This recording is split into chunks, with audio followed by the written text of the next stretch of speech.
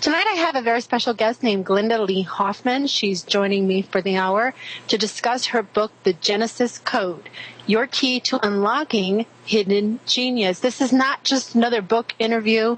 The woman's story is fascinating, and the decoding method that she has uncovered is nothing short of brilliant.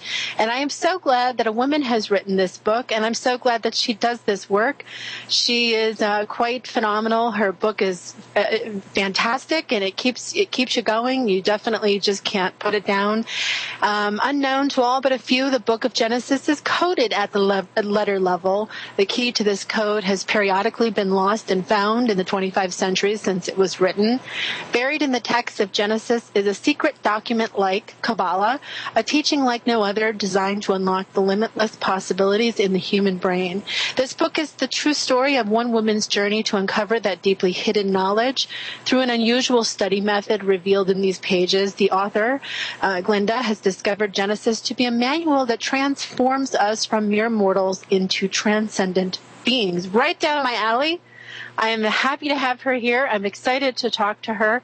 This is fascinating to me because most of the time when we hear people talk about decoding things, it's always by men.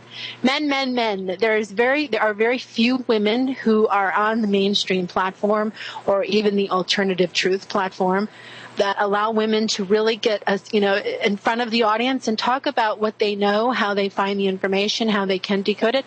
And there's a lot of women who should be doing this work that aren't doing this work.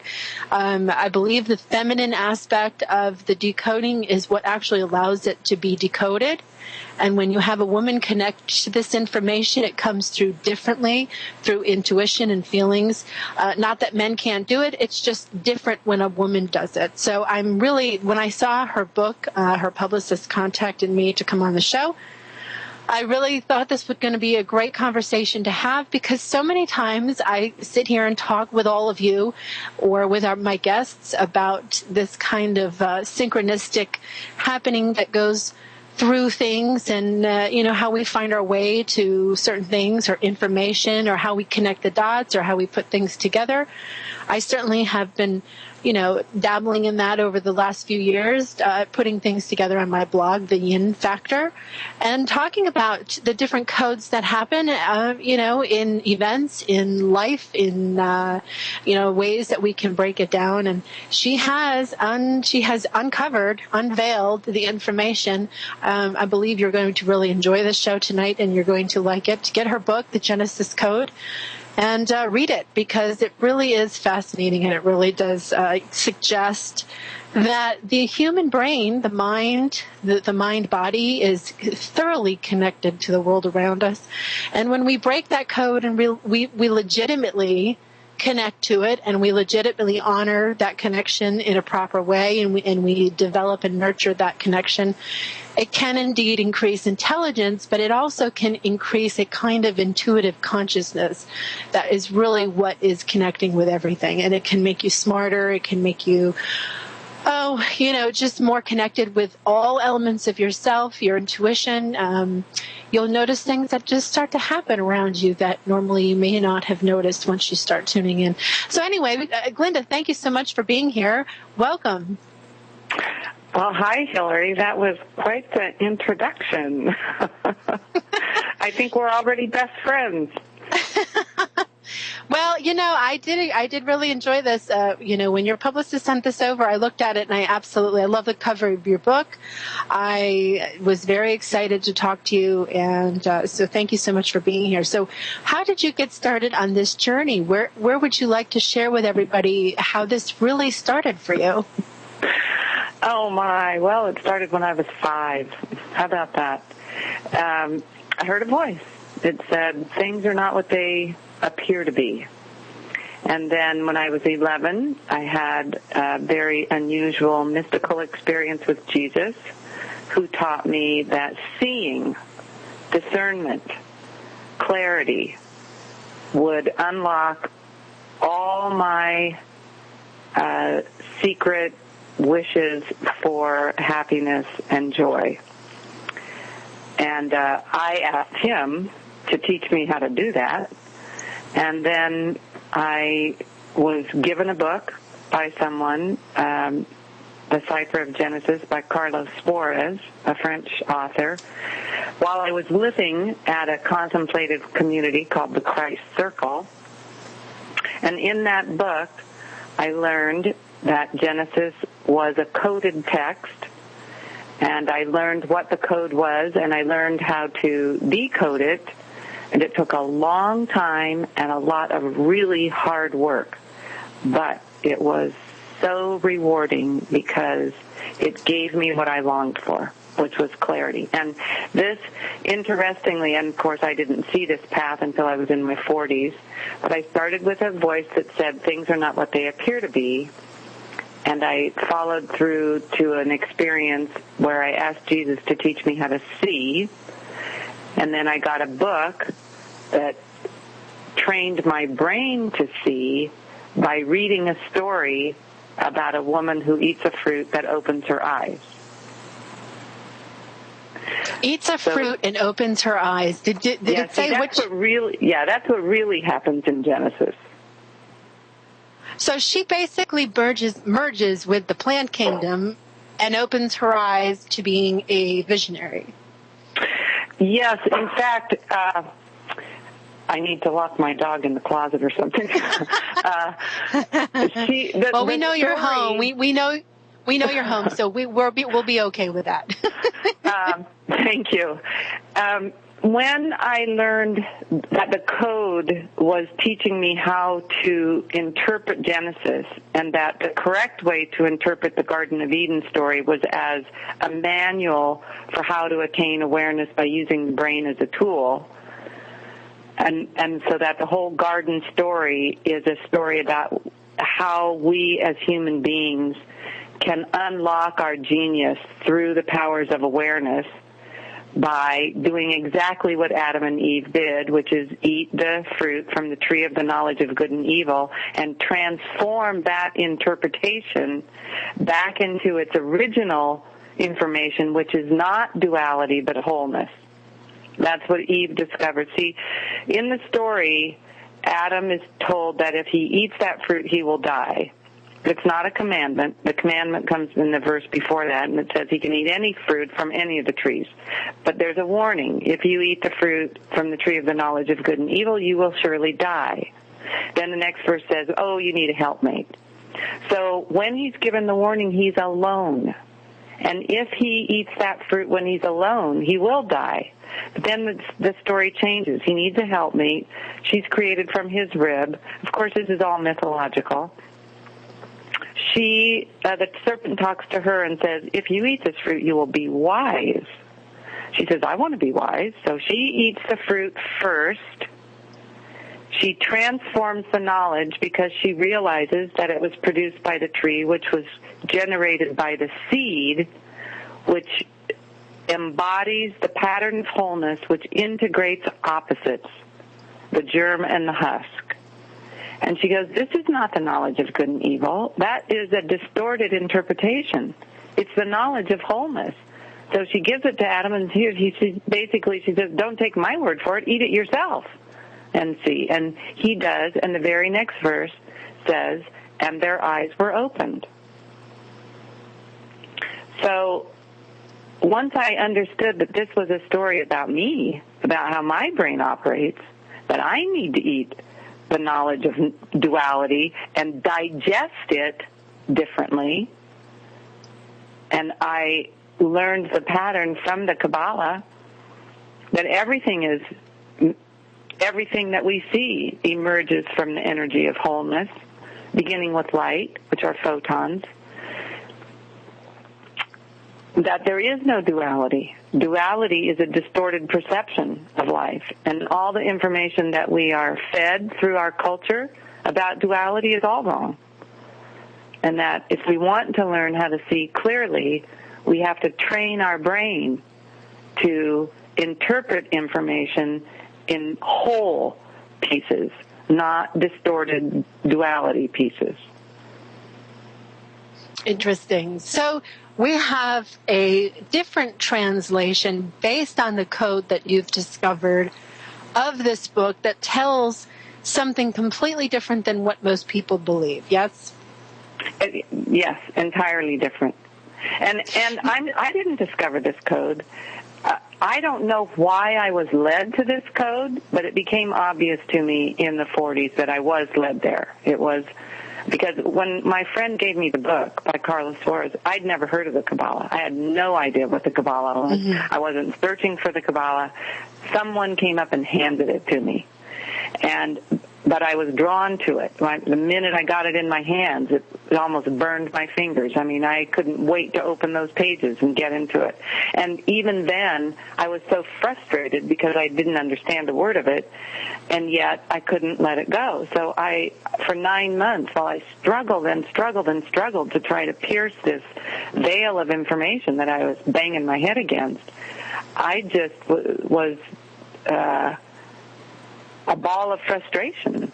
And then one day, all the information exploded at once. It was a huge opening. And I describe it in my book as, imagine gigantic hands coming out of the sky and ripping your two hemispheres of your brain open so that all the energy of the universe can just rush in instantly, all at once. And that's what it felt like. I mean, I was at the center of life in the universe, and I could see all the laws of thermodynamics and quantum physics and gravity and all. I could see it all. It was very clear to me. And there we were, human beings, right in the midst of it, swimming in a sea of energy. You know, and this is, I want to go back to something you just said that's very interesting, is that you did not, you're not the founder of this code. And no. That's, I think, where a lot of people, I've heard so many people want to claim this as their own discovery. But you really can't. You really cannot claim this kind of thing as your own discovery because it's written into the fabric of something that everybody can tap into once they're made aware of it. So you were made aware of the code, and then the code sort of, you and the code aligned, and you found yourself floating around in this different perceptive fluid, so to speak, and then you went forward from there, right? Yes, exactly. And before me, Moses and Abraham and Jesus all discovered the same code, and many others that some people know about and some will be lost in the darkness of history. But this code, it's a living code. It has been perceived by others, and it will be perceived by others after me. I'm just one piece in this wine of perception. I really appreciate that you can see that and that you put that out there, because we all can read your book and figure this out. And I think what happens when you read your book, well, for me anyway, this is what happened. It ignites something that it's like a heart fire lighting up in me saying, oh, this really inspires me to go look at this or to go look at that. And then it leads you into kind of your own adventure, That is exactly, I'm so glad forward. You said that, because that was my purpose. Yeah. What I wanted to offer people is that, look, there's a different way to look at this. And the whole point of the story in Genesis is that as human beings, the most important thing we can do is learn to see clearly. And that means we need to realize how our brain is interpreting information, and that it can and often does interpret information erroneously. That's the tree of the knowledge of good and evil. And it's up to us to train our instrument to process information clearly. I knew I was going to like you. I knew I was going to like you as soon as I saw your website. By the way, for those of you listening, if you would like to check Glynda's website out, you can go to thegenesiscode.com, and you can read more about her, the book, and some of her events that she has coming up. Now, Glynda, I can appreciate greatly that you don't have an ego wrapped up in this. It's refreshing, and it's also really important. One of the things that I have found in my own personal journey, because I've connected to different codes, of course, as well, and when I do, it's really not about ownership. It's not about ego. It's not about back off, everybody, it's mine, this belongs to me. It's about finding it, seeing it clearly, experiencing it, sharing it with others, and then waking other people up to the fact that it exists without that. And if we can achieve that, then what we have is a possibility to bring forward what all of the great teachers in history really have found themselves, as you say, these kinds of patterns of energy in the linguistic components that help us to really have a kind of language that isn't, necessarily the ABC language, the English language. But without language, we can't communicate, and without language, we can't see eye to eye or be on the same page with ideas and have these inspiring moments. So talk about the patterns of energy that you found in the words and how that was for you and what purpose you feel that was. Well, what the Qabala does and what Carlo Suares did in his book, The Cipher of Genesis, the Qabala is a system that uses the letters of the Hebrew alphabet in an energetic system, not a linguistic system. You kind of think about like math symbols will often use letters, like the X and the L and the M, but in the math system they are not linguistic. Well, neither are they in the Qabala. The Qabala uses the letters of the Hebrew alphabet as to represent patterns of living energy. And I know that sounds very vague, and of course when I started reading it I had no idea how to interpret it. But what happens is that through the repetition that Suarez used, the brain begins to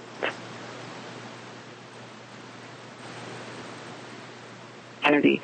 And I use the story of Helen Keller to describe a little bit how this takes place, because Annie did the same thing in Helen Keller's palm.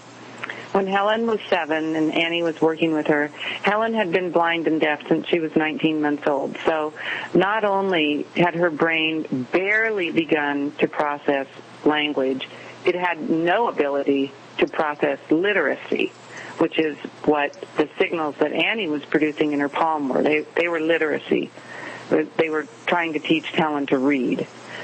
So Helen's brain had no idea what to do with this information, but the human brain is designed to interpret signals. And if you give the brain a signal, it has to respond to it. And if you repeat that signal over and over and over, the brain will build a neural pathway upon which that signal travels. Now, Annie understood this either intellectually or intuitively, it doesn't matter, but she did understand that she had to keep repeating those signals in Helen's palm until Helen had a breakthrough. And that was Annie's job, and she knew it. So no matter how annoyed Helen got, because Helen had no idea what was transpiring, Annie knew she had to keep it up, that repetition. It was vital. And it's the same thing with the Qabala. I simply had to keep my mind processing the signals, which were the interpretations of the patterns of energy that Carlo Suares provided. I had to keep my mind focused on those and presenting my mind with those signals long enough until there was a breakthrough.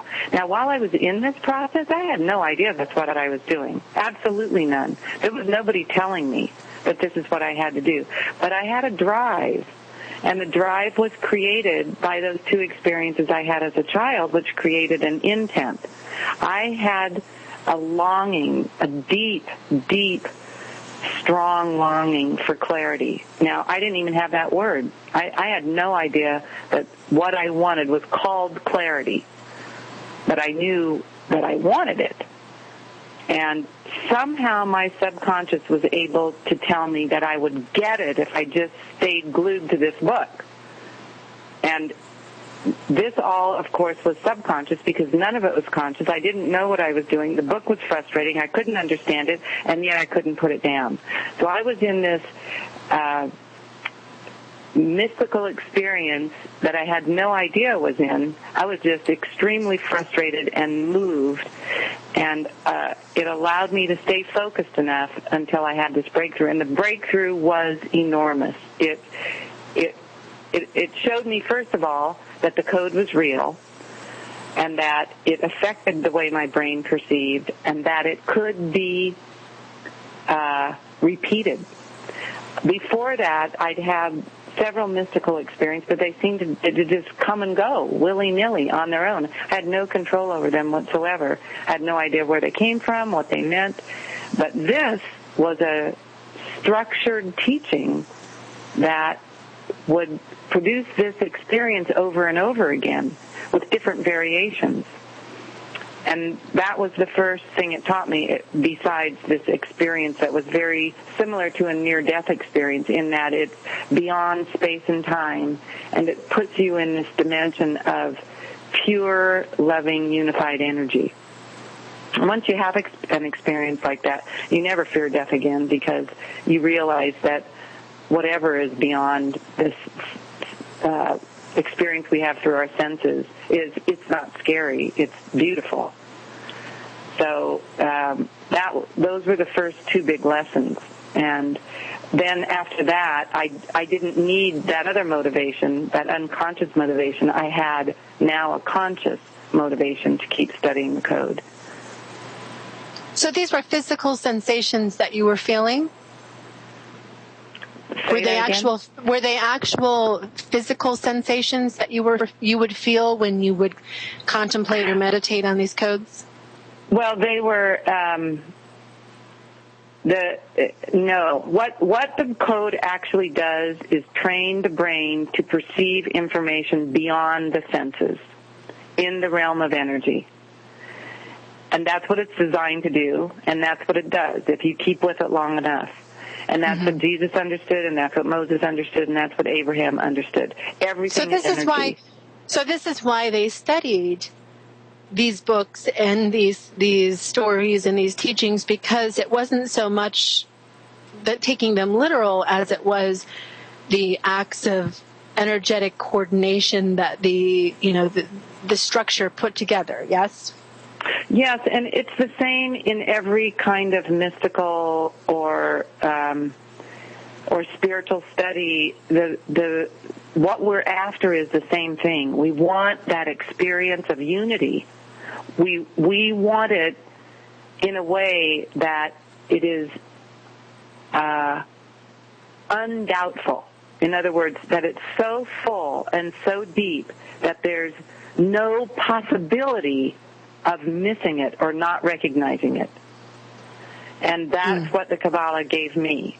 Now, other people might have this experience during meditation, or they might get it while they're running a marathon and they move past that experience of hitting the wall. I've heard people talk about that. Or they might have it in any number of ways.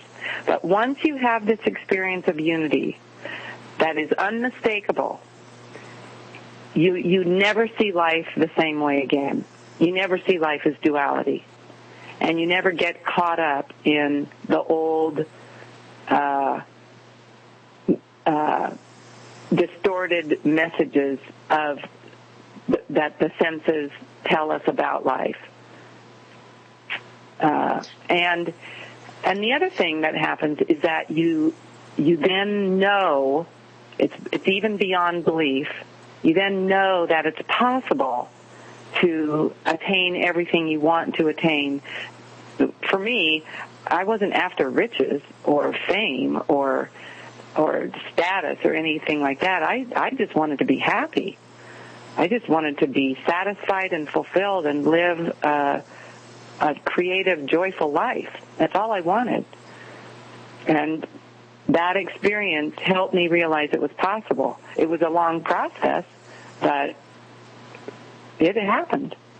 And it can happen for it. In fact, to me, the message was, this is what we came here to do. In other words, when we're born and raised in a culture, the human brain is not finished. The finishing process is what we do by learning how to hone the instrument of the brain into a mechanism of clarity so that we can see life as it really is and rejoice in it. Wonderful. What a great vision. Now, you talk about in Chapter 6 the code itself, And you talk about how to put the Code of Qabala into perspective for non-users, people who aren't familiar with it, and you referred to Jean Houston's work. Would you like to discuss that a little bit and explain to listeners, what the basic code that we're discussing really is, and how can you describe that to people maybe tonight so we can get a better idea? I don't know that I can explain that, but I can explain how it is formed in the text of Genesis. The code, first of all the words that we read, and the portion of Genesis, let me be clear about this, the portion of Genesis I'm referring to is only chapters 1 through 4 up to verse 16, which is the two most famous stories in the Western world, the 6 days of creation and the Garden of Eden. That's all I'm referring to. And I read these two stories at least 10,000 times. Every word of the text that we perceive and that we're taught to read as literacy is actually an acronym. And the acronyms are formed just like acronyms today. Like we have acronyms, MAD, Mothers Against Drunk Driving. And that acronym is formed by using the first letter of the word, M, A, M for mother, A against, D for drunk, D for driving, MAD. Now, MAD can be pronounced like a word, but we know it's an acronym.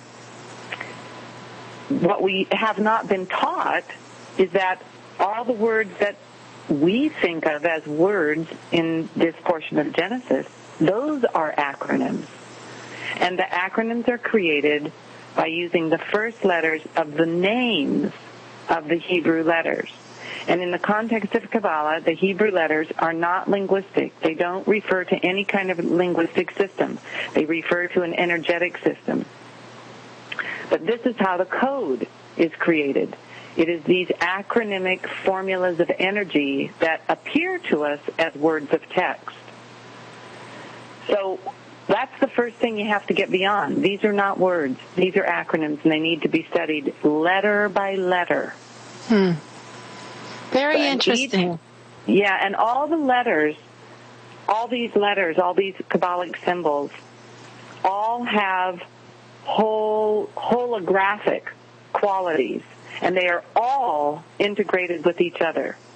The entire system is a huge system of unity, so that when you study this system, your brain coordinates to that system of unity, and it grows a whole system of new neural networks that process this information of unity.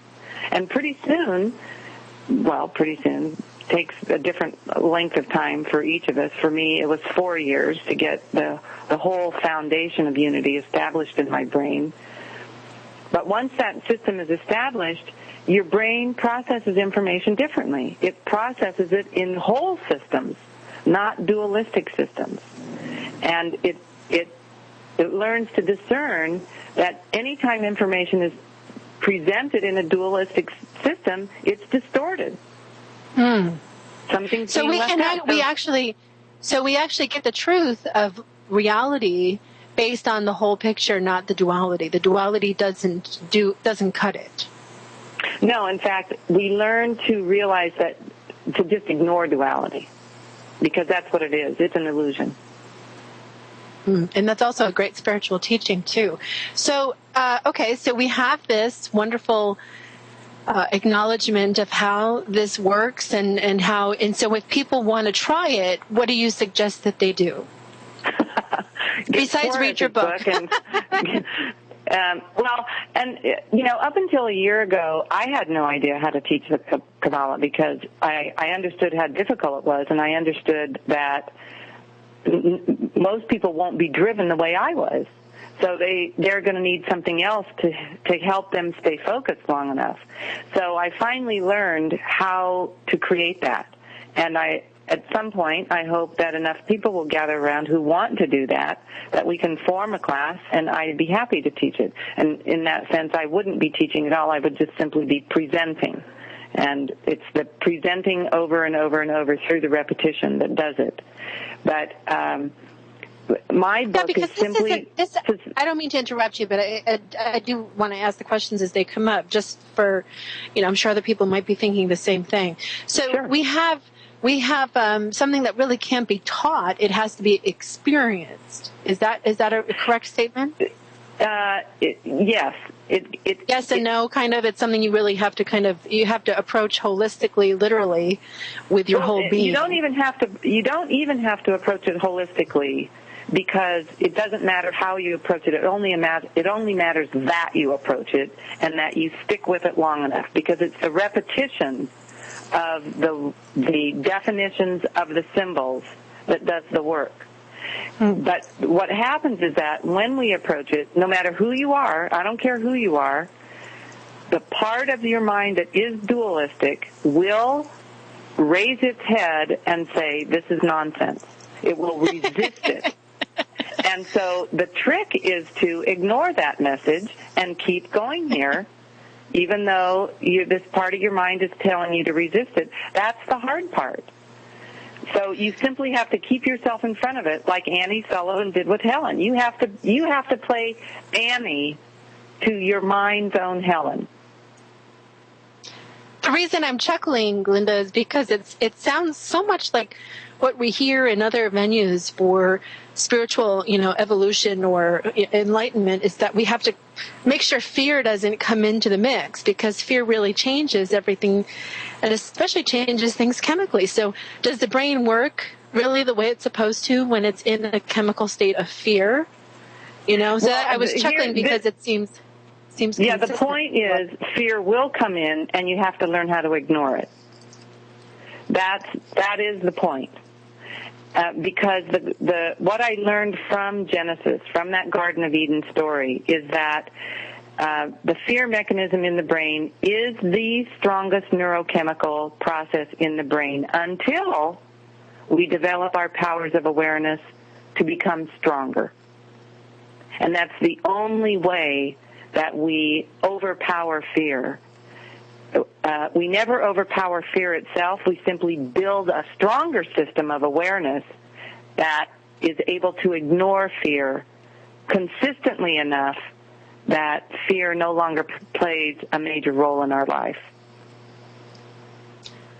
I love it. And I love it because it validates a lot of what we talk about when we say, we have a choice of how we see the world, love or fear. And most people wipe that off and say, oh, that's just such a cliche kind of thing to say nowadays. But it's true, because the chemical composition of the brain when you're in love is much, much more different than when you're in fear.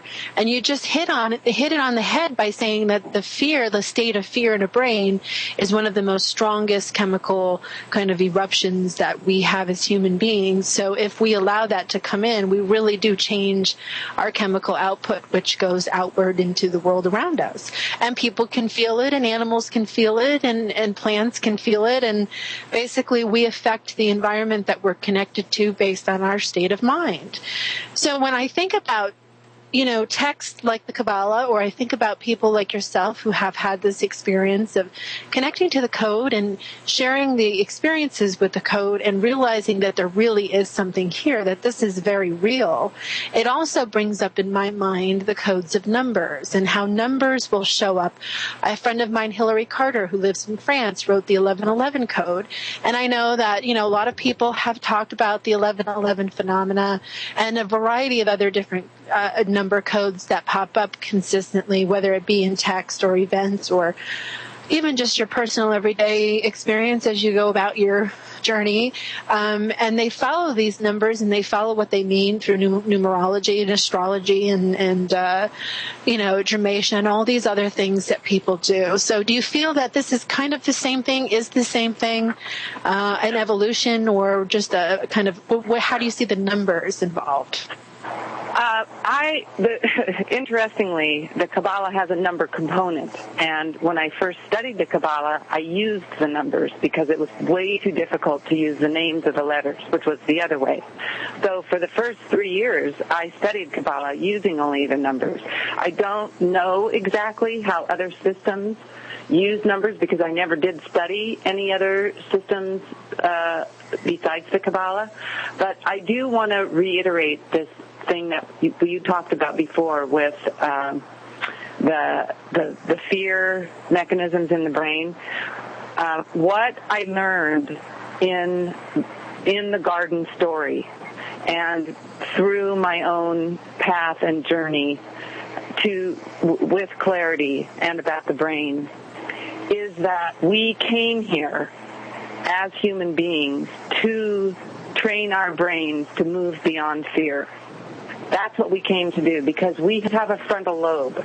And the frontal lobe is the only portion of the brain that's actually human. It is the portion that sits right behind the forehead. And it only emerged, scientists, let's just say 200,000 years ago. So it is the youngest portion of the brain because all the rest of the brain is millions of years old. And the fear neurochemical origins of the brain are in the reptilian cortex, which is the oldest part of the brain, up to 600 million years old. So the purpose of the frontal lobe in being human is to take the powers of awareness invested in the frontal lobe and the powers of intention and use those to build a neural network in the brain of unity and love that becomes stronger than the old neurochemistry of fear. And the only way we can do that is by going through a process, because the brain doesn't grow new neural networks randomly. It does grow them randomly unless we direct that growth. So by directing it through intention and consciously, by wanting clarity and the fullness of being satisfactorily human. I don't know. There are many other ways to say that, I'm sure. Oh, I love it. I'm just sitting here smiling ear to ear going, this is amazing. Just listening to you talk. That is what we came here to do, because all of us, what happens is that the frontal lobe has this potential to restructure the older parts of the brain. But in order to do that, we must engage it. And that's what we came here to do, because that's what being human is. I'm silently in my head cheering you in ways that you could possibly not even know. I just am so happy to hear you say that, because what you've just done is validate a lot of what people talk about in ways that perhaps don't always get across the realities of the healing process or the evolution process, because we put so many labels and concepts and beliefs and things and twist it all around. And, it's confusing to people, and some people resonate with this and some people resonate with that, which is all fine. I'm not saying there's anything wrong with that. But what it is just clear-cut biology facts that explains. It's like your motto on your website, where Genesis gave you the vision, but science confirms the details. And that's exactly what we're dealing with. We're dealing with a breakthrough of technology. And a lot of that is questionable and scary for people. But what you just said, I really believe, is the whole reason why these codes were written into these types of places, because it gives you these answers. It gives you the answer of, yes, if you develop and focus your intention on love and how you're going to do that, and you make that part of yourself through your frontal lobe, it then goes back towards the older parts of the brain and helps to transform those older places. That's exactly right. Yeah. And it's frontal lobe, yes, literally the frontal lobe directs the brain to grow new neural pathways back to those old parts of the brain and hook those old neural pathways into the human agenda. And by the way, the human agenda is angelic. We're the ones who are meant to be angels. The human agenda is angelic. The human agenda is angelic. Yes, the human agenda. Science gives us this idea that the human agenda is random, that we are accidents, and that we can't help ourselves. And that's all baloney. The human agenda is to become angelic. And that doesn't mean that angels don't drink and smoke and have fun and sex. What it means is that we are not cruel. It means that we are not neglectful. It means that we have learned how to be socially loving and civilized, and psychologically loving and civilized. Loving and civilized. Because if we become that way psychologically and socially, then all the problems that our behavior causes will disappear. Because we won't have any more issues anymore. We won't have any more issues. We'll be beyond our issues. Exactly, because we'll have learned to love ourselves first. And loving yourself, of course, is the most important thing you do, because you know all the unloving things you do. You're the only one who knows all of them. Nobody else knows all of them. Only you do. So loving yourself can be the most difficult thing you ever do. Loving yourself completely and fully and wholly. Now, right now, this minute. Not someday when you're perfect. Not someday when you're perfect, because perfection does not exist. In fact, I just wrote something this week. I wrote about how our individual imperfect cracks actually let the light in and create the rainbows, and this is the facets, and nobody knows all of our facets. People only see what they want to see or what's been allowed to be seen. So not everybody really knows somebody in their full extent unless they're with them the majority of the time, and even then you still have unseen facets that you have to explore within the other person to really know their inner landscape the way that you know it's possible. But what you just said is wonderful, because it glimpses into the realities that we are in fact evolving into a state of ability to be not only accountable by being present in our own evolution and being a co-creator with ourselves, within ourselves, you know, how the brain goes through all of these changes. Well, that's part of our intention to do that. And so we're participating in our own happiness and our own evolution and our own thing. And that is part of the code.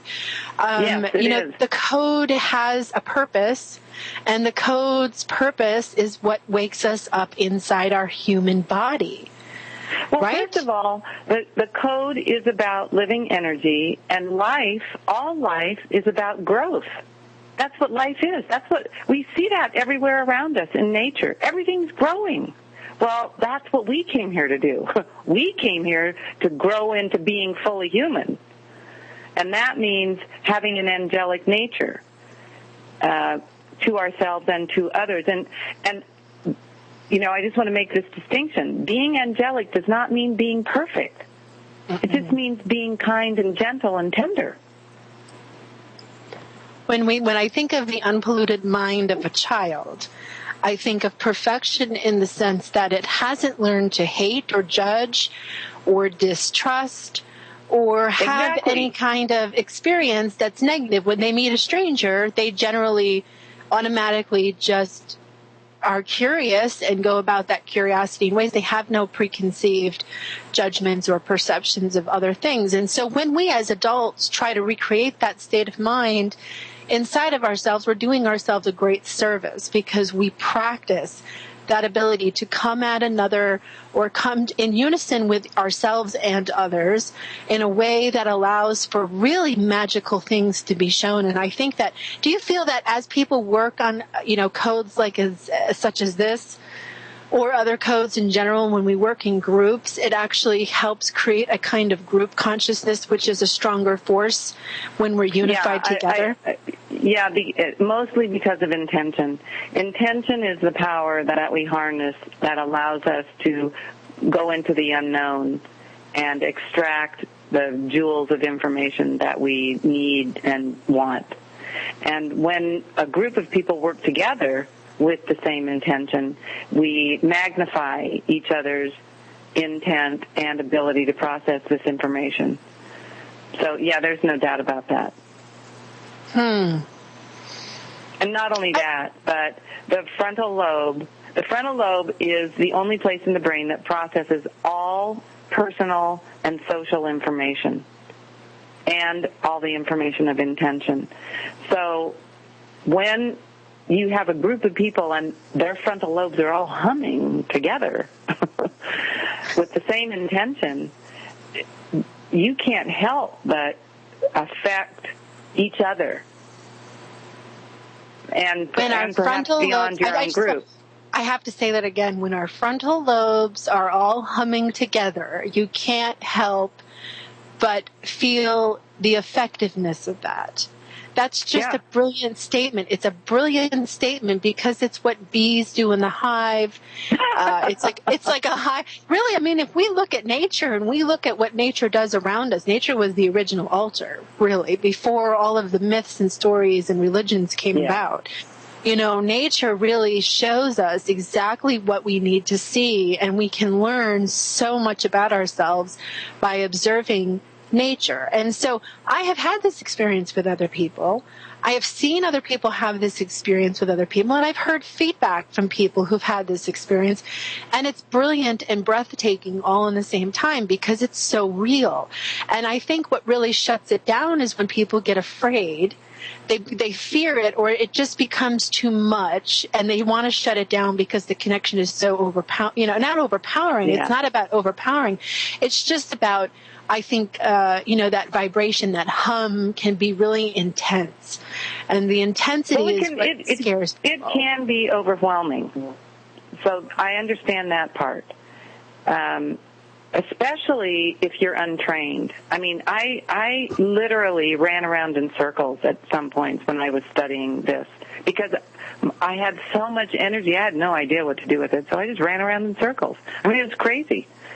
To another person, I would have looked like I was a dervish, and maybe that's why the Sufis do those dervish dances. There is a part of it that can be overwhelming, and I understand that. I've been there. I have too. It is intense, and it's something that you have to practice. I mean, let's face it, if this is where we're going in the evolution of our brains, which I believe it is, you know, we have to get used to being in that state of being with other people, and it's something that you just have to keep trying. I think when you close yourself down to it, you know, or you find a way to put a wall up to it, you know, you're doing yourself a great disservice because you're not allowing that connection to flow. And the flow is what's so important to maintain and nurture, because the flow is really where those aha epiphanies come from, when you're all humming your frontal lobes and changing your neurochemistry and opening up your neurons and going into these body portals, which is what they are, that really, you know, induce higher levels of different chemical compounds that the body, you know, would normally not be making. It signals to the body to create these chemical compounds, which actually go out into the area around us and signal the rest of the environment. And it's measurable. You're right. That's exactly what the code said. Everything is connected. Everything. And that's what all the spiritual teachings say. And but I think for some people, seeing the way that you have written about it and the way we're discussing it tonight is a click, click, click kind of thing for a lot of people, because the spiritual teachings for many can be very, just impractical in the way that they apply it to their life, you know, their life doesn't quite, they're not sure how to put that into the context of what they experience in day-to-day relationships and stuff. Yeah, I think it seems a little too abstract. And one of my purposes in writing this book, because I'm incredibly practical. If there's anything I am, it's practical. My daughters are always whining that I'm not sentimental enough, and I'm not. I'm just very practical. Because I think, in the end, being spiritual is the most practical thing we can do. because I equate it with our angelic nature. Who wouldn't want to live a life of happiness, fulfillment, and creativity? I mean, I think people who don't believe in it, who don't believe it's possible, who have been very hurt and traumatized over their life and have trust issues and still have a lot of issues to work through. You know, we talked about earlier about issues and how the brain changes, you know, to really have no issues. And when we have issues, we really have to face them, and we have to walk right into them and deal with them, look at them, be honest about them, and, you know, do the work. We have to do the work. And if we're not doing the work, that's going to come out someplace. Yeah, and in fact, that is the story of Cain. This whole Cain, Slade, Abel stuff is the distortion. The reality is that Cain is the element in the mind that protects us when we deal with our issues.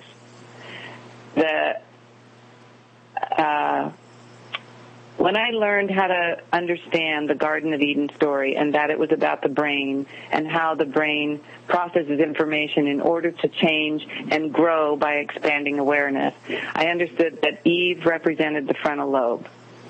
And when she begets Cain, she says, "I have gotten a man from the Lord." But that doesn't, those words are not mentioned about Abel. So he's a different kind of thought process. But Cain is specifically present to protect the frontal lobe agenda. And that agenda is to confront our issues. And when we do, we become very vulnerable because the issues are all anchored in fear. And so we need Cain, who is the protector of the frontal lobe agenda. We all need a Cain at our side when we attack our issues, because it will bring up all of our fear. And the point is to stay there. Stay in the fear. Don't run away from it. Don't dismiss it. Just stay in it long enough for the Cain aspect, the protector of the frontal lobe, to get stronger. And see, it can't get stronger unless it's in the arena with the fear.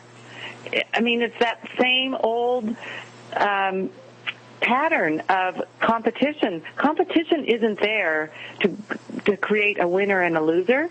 Competition is to make both players stronger. Ah, look, imagine that. That's the whole point, because when each player becomes stronger, then the whole system gets more powerful. What raises one raises all. That's what I have always said. What raises one raises all, but it's about working together. Competitive consciousness is one of the reasons our planet is in the state that it's in, an over-competitive consciousness, up to the point where it's all about me versus you. It has put the context of competition in the context of winning and losing, whereas the real context of competition is in the context of making both partners stronger.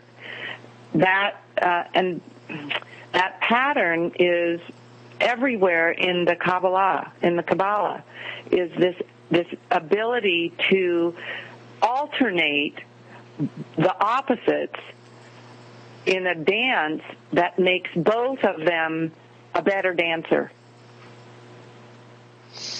And that I just love that you're saying this. This is so synchronistic in so many ways. You have no idea, but it's really impressive.